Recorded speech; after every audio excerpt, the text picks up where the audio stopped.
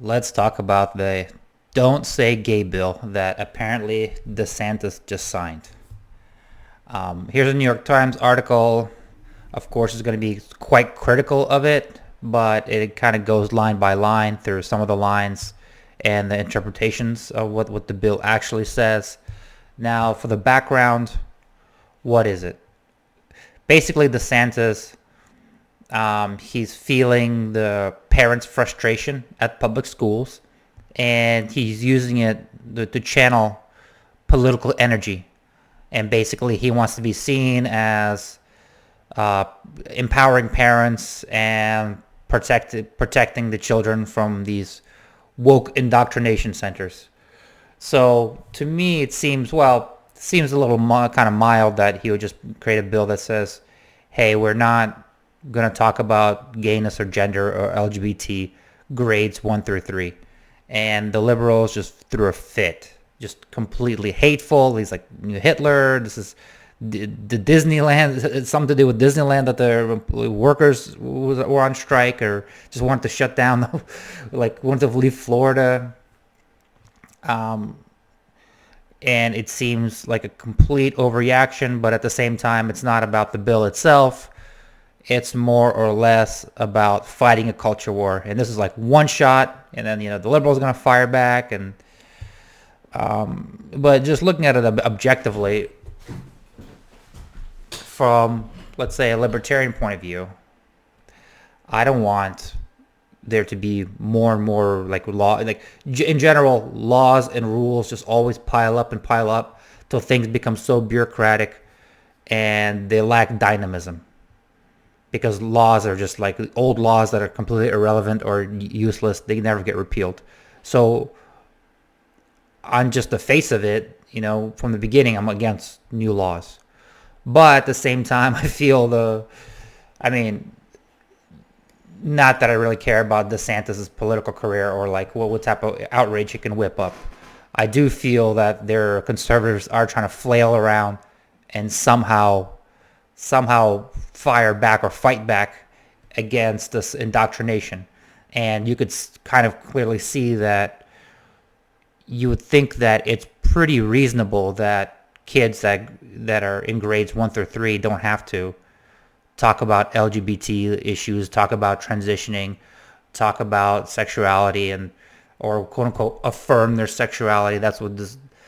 But what I would say is, I would think that if kids are messed up, the real problem are the parents. It's the parents that want to produce or think it's trendy to produce a trans kid, so they would get, what I mean, any kind of dress wearing or any kind of just exploration of toys would put that kid on puberty blockers. So I think that's part of the real issue. I don't think even though the you can quite clear it's palpable that they want to, like, the left wants to indoctrinate kids into blurring their gender right from first grade. A lot of education is pretty much ineffective. So fortunately and unfortunately, so most kids don't really care what, like, no, if you poll people, nobody learned anything about history class, or they completely forget about it. So 6 months later. So aside from like the most basic things that you'll always keep using, maybe some basic math and some basic reading, everybody forgets everything that they learned in school. So I would actually be a huge proponent of, how about this? You want to have the happiest possible childhood a kid could have. How about this? We do 1 hour of reading in the morning and 1 hour of math, and the rest could be supervised play, where kids actually play games, play board games, play outside. That will be hog heaven for kids, and I think they would learn they would learn a lot more or whatever than just sitting, especially kids that I want to, like, they're energetic, torturing them sitting at a desk. But that's not neither here and there. Let's get into the actual don't say gay bill. Um, Now where does it start off? Um, Lines 97 through 101. Classroom instruction by school personnel or third parties on sexual orientation or gender identity may not occur in kindergarten through grade 3 or in a manner that is not age appropriate or developmentally appropriate for students in accordance with state standards. The language is vague and subject to interpretation. This is the New York Times talking. The preamble of the bill further muddles the matters. It prohibits not only instruction around gender identity and sexual orientation, but also classroom discussion of the topics. Classroom instruction could mean eliminating books on the classroom with LGBT characters or historical figures. No classroom discussion is a broad phase. Could mean that teachers would want a student with gay parents should not talk about those families with their entire class. So yeah, that's the unfortunate side effect. I mean, you don't want if a natural conversation comes up. Not that I even know why it should. Let's say you have a kid has gay parents. I don't even know why the gender or has to be brought up, but let's say if it does, I mean, it's unfortunate. But the problem is the left has completely abused the classroom or their privilege, quote unquote, the privilege of instructing kids and push the agenda super far left to where the parents are fighting back in a crude way. And now you're complaining how vague or this is not ideal. Well, I'm sorry, this sucks, but this is what happens. If they were a lot more subtle or played it a lot more down the middle and not try to indoctrinate kids that hard, and all of this over grades 1 through 3. I remember when I was in 3rd grade, I couldn't even imagine how could anybody be talking 1st or 2nd grade to kids about transgenderism or LGBTQI? As if they're not in the rest of their life, they're not going to get inundated with these type of ideas and just concepts or whatever. It's everywhere in our culture. Why does that have to be done from absolute day one? Why can't they be free of this political nonsense for the first at least few years of their life? Here we go. Lines 67 through 78.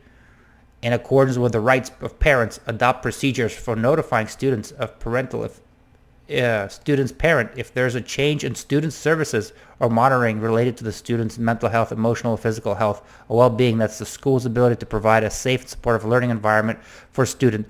The procedure must reinforce the fundamental right of parents to make decisions regarding the upbringing and controlling of their children by requiring school district personnel to encourage a student to discuss issues relating to his or her well-being and that his or her parents to facilitate discussion of this issue with the parent. Yeah, this is pretty vague. So what does the New York Times thinks it means? This parental notification requirement appears to apply to any student regardless of age or circumstances. The student could be seeking health services for gender issues. Okay, here we go. Sexuality, depression, substance abuse, or parental divorce, or any other challenge. Still, this was written in large part because activists are worried how school responds to students who questions their gender identity. They argue that schools should not affirm children who say they're transgender if it means contradicting their parents.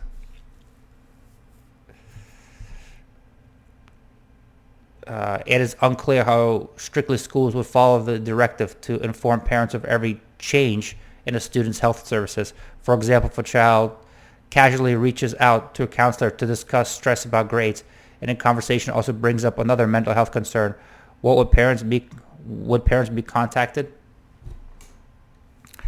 Again, this is murky, but first of all, these are some nice schools. Because I remember I went to a school that we didn't have any of this. You're depressed, you're upset, you're getting bullied, tough luck. You actually have paid counselors. But I guess that's part of the public schools union. They get more dues instead of paying teachers more. They get more dues if there's more people on staff. Therefore, they keep hiring non-teaching positions. And now I guess they have full-on psychologists, for kids. But okay. Yeah, well, maybe the thing is, I mean, would you trust these counselors to affirm that your kid is transgender? Like, I wouldn't. I don't want I don't want these counselors, these activists to be planting any kind of seeds in my child's brain. It's crazy.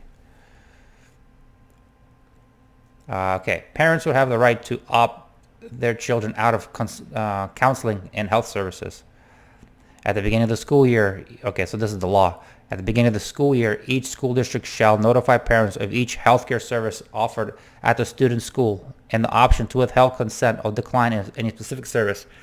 Before administering this, a student was well-being questionnaire or health screening from a student in kindergarten through grade 3, the school district must provide the questionnaire or health screening to the parents to obtain the permission of the parents.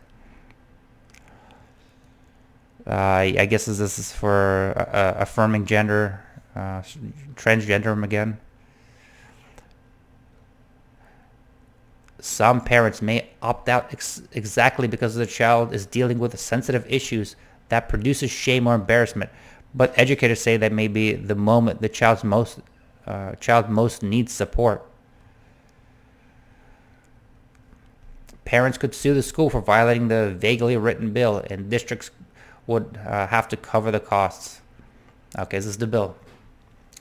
If a concern is not resolved by the school district, a parent may bring an action against the school district to obtain a declaratory judgment that the school district procedure or practice violates this paragraph and seeks injunctive relief. A court may award damages and shall award reasonable attorney fees and court costs to a parent who receives a declaratory or injunctive relief. Okay, New York Times. This enforcement mechanism that supporters say would give parents a way to hold schools accountable, in which educators say could create a chilling effect. Now, this is the law. Department of Education shall review and update necessary school counseling frameworks, standards, educator practices, and professional conduct principles, and any other student service personnel guidelines, standards, frameworks in accordance with the requirements of this act. And the New York Times says the intent of the bill may be to influence the revision to remove this type of affirming language and strengthen parents' rights. Okay, here we go. The state schools counseling framework, based on the national guidelines adopted in 2010, is currently being revised, according to the Caramel Larson, a counselor for Sensorta County and member written committee.